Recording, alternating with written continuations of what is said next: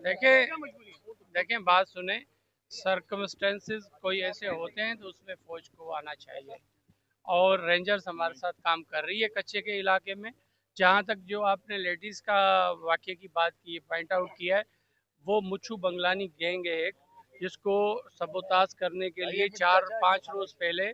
हमारे डीआईजी की सरबराही में वहाँ पर कार्रवाई हुई। उनके जो आमाज गायें थी उनको मसमार किया गया, उनके इलाके को साफ किया गया। अगर आप कहेंगे तो मैं आईजी साहब को कहूँगा आप लोगों को फुटेजेस भी उसके भेज देंगे। वहाँ पर उसका वो रिटेलिएशन था, वो वहाँ पर आए, लेकिन अल्हम्दुलिल्लाह ऐसा वाक़या नहीं हुआ। आज भी अभी एज इट टुडे भी अभी हमारे डीआईजी की सरबराही में वहाँ पर ऑपरेशन हो रहा है, और मैं उम्मीद करता हूँ आपकी दुआ के साथ मुच्छू बंगलानी गैंग को सबोताज करेंगे और उनको ख़त्म करेंगे और अमनो अमान उस एरिया में आएगा। और इसमें कोई भी दो राय नहीं है कि सिंध में अमनो अमान पर कोई भी कम्प्रोमाइज़ नहीं करेंगे।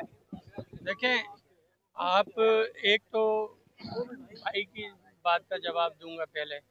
कि मगवी इस टाइम पर हमारे पास जो ऑन रिकॉर्ड है, वहाँ पर 5 मगवी इस टाइम हुए हैं जो कि अभी आउटस्टैंडिंग है लाड़काना डिवीजन। और दूसरी बात आपने जो बात की कि स्टूडेंट्स पर, मैं बिल्कुल इसके बिल्कुल खिलाफ हूँ कि किसी भी तलबा पर एहतजाज कर रहा हो तो उस पर पुरअमन एहतजाज अगर कोई तलबा कर रहा है या कोई भी तंजीम कर रही है उसको हक है,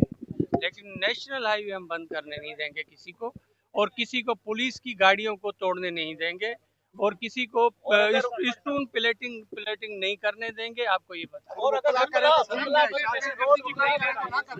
तो एक सवाल यकीनन देखें, सिंध में इंफॉर्मेशन आती रहती हैं कि दहशतगर्दी का कोई